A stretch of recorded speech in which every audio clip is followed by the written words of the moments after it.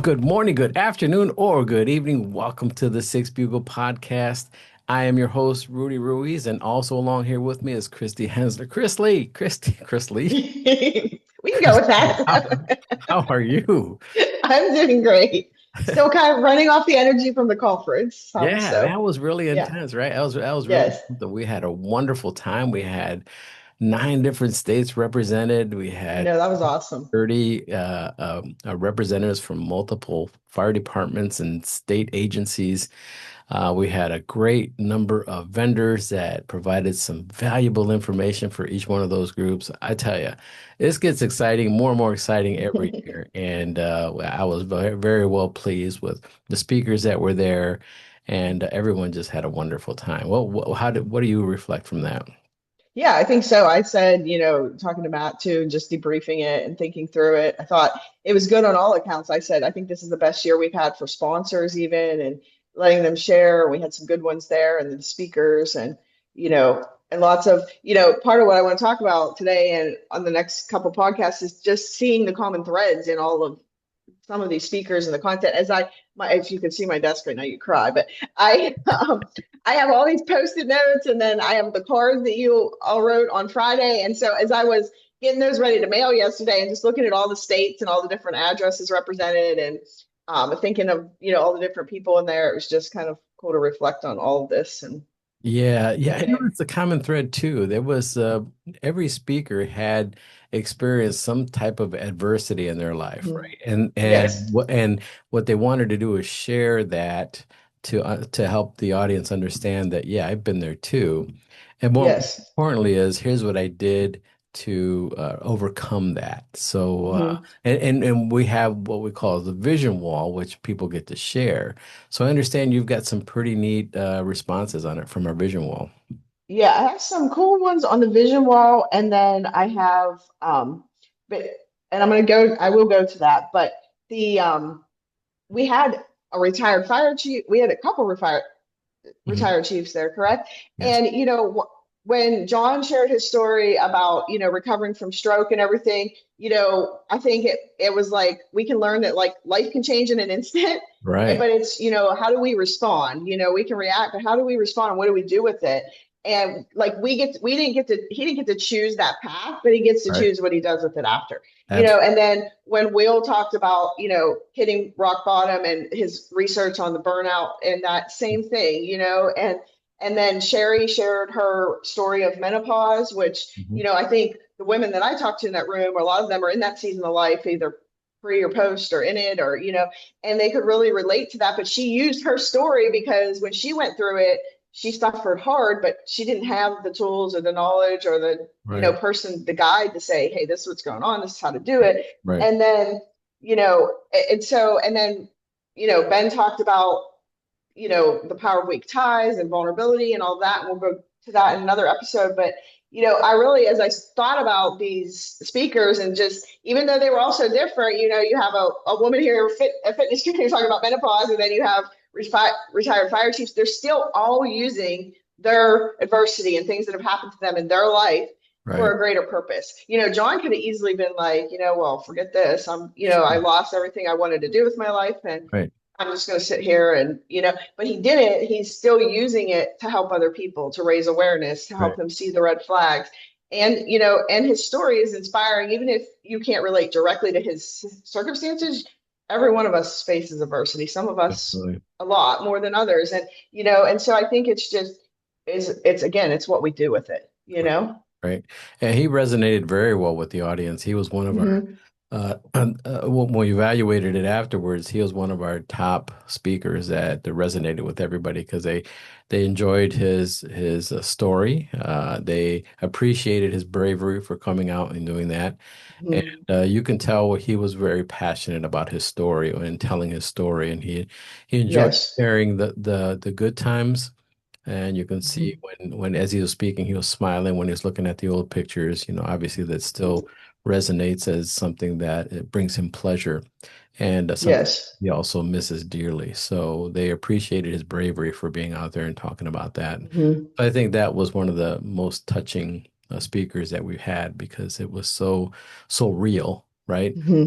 So specific. And basically his message was don't let life pass you by because you never know what's going to happen, right? Yes, Very, very yes. smart. And as I read like some of the post-its from the takeaways from his talk, people were they appreciated his story and his vulnerability and his, but they also were like realizing that they needed to pay attention to their own life, and invest in themselves and not even somebody wrote like, don't think about doing it, like do it, Yeah, like just, yeah. do it, look for those signals, do that. And so I think, yeah, it was just but yeah, there was lots of common. That was just one common thread that I found just kind of looking through there. I was like, oh, these are really diverse speakers in some ways, but in other ways, they were all using their purpose. And I think as those of you that attended and heard it in person, I think, I would ask you to reflect back on that and say, like, what can I do? What adversity am I going through in my own life? And how can I use it? How can I play the victor and not the victim? And it's easy. We all can fall into the victim self-pity. We've all been Sure. guilty of that. And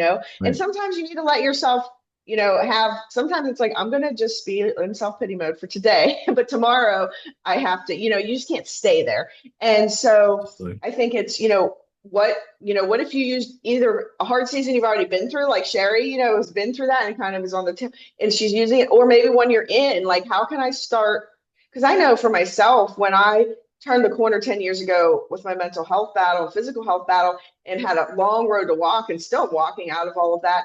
Like I immediately, almost within a month or two of turning a corner, I immediately started sharing my story and helping others. And I was nowhere close to being better or having all the answers, but I was just a step ahead. Do you know what I mean? Yeah, And yeah. sharing it with people, and just a step ahead, even in maybe not even maybe in my journey, but in my vulnerability and willingness to talk about it. Mhm. And so I think it's, asking yourself as the listener today, whether you're at the conference or not, it doesn't matter. But like, you know, what adversity am I going through in my life right now that maybe I can use? And I honestly believe, and I think Matt, like, that's what kept me going and kept me fighting through to continue to get better was like knowing, okay, now I have people like looking to me and hearing my story and being encouraged by it. So I have to keep fighting so I can keep helping other people. And so Absolutely. your mission may be different, but I think you just need to look and say, what adversity can I use and turn it into a purpose? Right, exactly.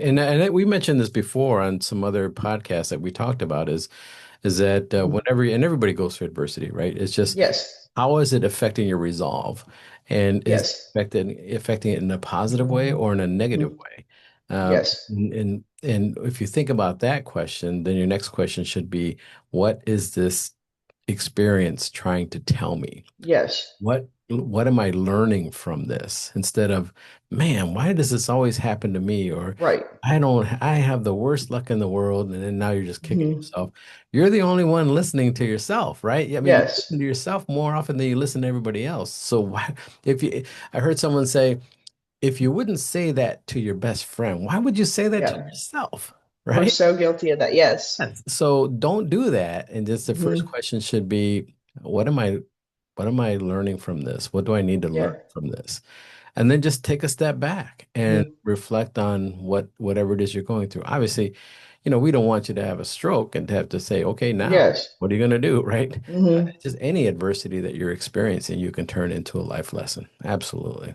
Yeah, and as we said on Friday, it's your hard, and I saw some post-it notes about that too. Like it, you sometimes we undermine our hard because we think, well, this person has it worse, or this, Right. and it's like it's your hard. Do you know what I mean? And Mhm. use it because there's other people dealing with your hard. You can't put it on a scale and compare it to other people's hard. Sure. Your That's hard looks different, and some people would look at your hard and go, I could never take that hard, and vice right. versa. Yeah. So you Yeah. have to take your heart, whatever it is, it's your journey, and then you have to and meet it where it's at and help other people based on that. Yeah. Your heart is So hard yeah. enough. Yes, That's a little exactly. harder.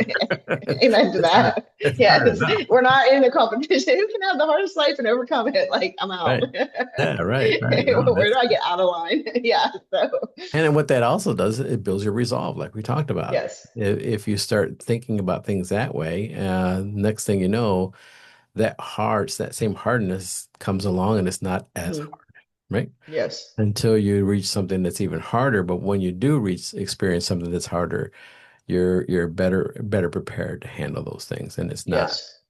as hard. Boy, we really put Yes. that word over.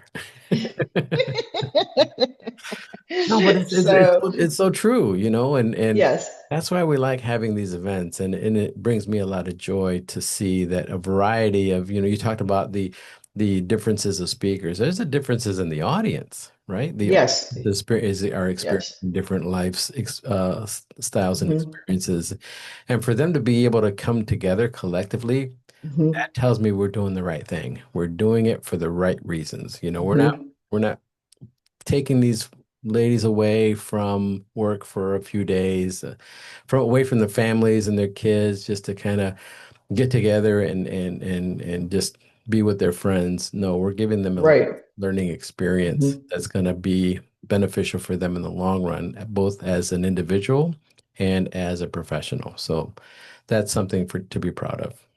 Yeah, and I saw that in the notes too. I read all these once, but I'm still getting through them. But somebody said like it amazed me how we all have similar struggles, but different, And at the beginning of it, I said like some of you are here and life's pretty good, and some of you life's falling apart, and everywhere in between. And some of you came up to me and privately and said, "Yeah, I'm one of those people. My life's falling apart." And others of you, and but you all, when you did activities and you connected with each other, whether it was in the in the sessions or outside of it, you realize like you still have the same struggles at the end of the day, if you get beneath the specifics, like you're still. And so I think it's pretty amazing for me to see that too, and see Right, the different areas of life, the different struggles, but underneath it's the same struggle and they can connect at that level. right, right. And we do have fun. We also Yes. Oh, we have a lot of fun. So we laugh and cry. Good. But yes, we do. Yes, So it's a wealth of emotions that we go through, it is. Yes. and we're vulnerable, and Yes. we provide an atmosphere that allows for that vulnerability, and Yeah. we can close the doors, and just be honest with each Hmm. other and honest to ourselves. Yes. That's That's the the main. benefit Yes. a lot of other 100%. conferences don't offer. So Hmm. that's why we strongly believe in what we're doing, and we intend to Hmm. continue doing that. I mean, we're affecting a lot of people here, Christy, from Hmm. coast to coast. We can literally say that now, from coast. Yes, we can for yeah. And and they're going home and then affecting their communities and that, and and then that, so the ripple effect is there, Yes, and so and they're strong, and yes, they go back home even stronger. So yes. that's what makes me proud that we're doing the right thing, and we have every intention to continue to do that. So if you're out there listening that you haven't been here, make sure you make plans for next year. We do have the date set already. Make sure you make plans for next year. And if Yes. you've been here before, and there's some of you that have been here all 4 years, next year is going to be very, very special. It's going to be our fifth year anniversary. We got some special stuff in Yay. this forum, Christy. We're I looking. know, I was actually looking at my notes and I had that song. I wrote some notes down out there for our 50th anniversary thing. Yeah, So yeah, yeah. We do have yes. some special Yeah. surprise for that. We're Yeah. looking So for. mark the date right now. You have no excuse. You have a whole year. Right. Like And just put it let on the me calendar. Is it the 7th? That's what I was looking real quick. Do you have the date handy? I don't want to give you the wrong.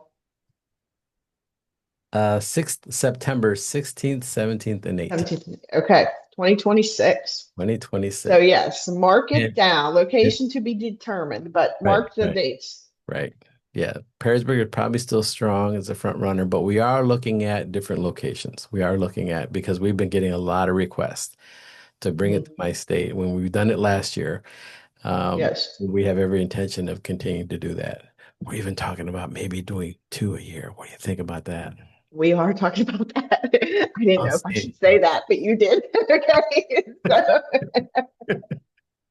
So yes, we have more conversations to happen over the next couple of weeks. But yes, It's powerful stuff that we're mhm, doing here, yes, and it's something that you should be very proud of because you are a major part of this whole process and this endeavor since the second year, and we're very, very happy that you are part of it, and our friendship goes a long way. And when yes, I we started appreciate that. doing this, I thought I got to get Christy here on board, and then you just rocked the house. You took it to a whole new level, so we appreciate that. Yes, I appreciate the opportunity. I love this conference. So yes, take what you learned and look back. And I'm going to record another episode. And we're going to go more into Ben's talk on weak ties, but because I think everybody really appreciated that. And I want to make sure you don't lose it. Like I want you to keep going with it. That's the Yeah. key of this. Not everything's going to stick, and that's okay. But it's you. Some stuff has to. Yeah. So Sounds good. All right. Thank you all for joining us here on the Six Bugle podcast. Everyone out there, take care.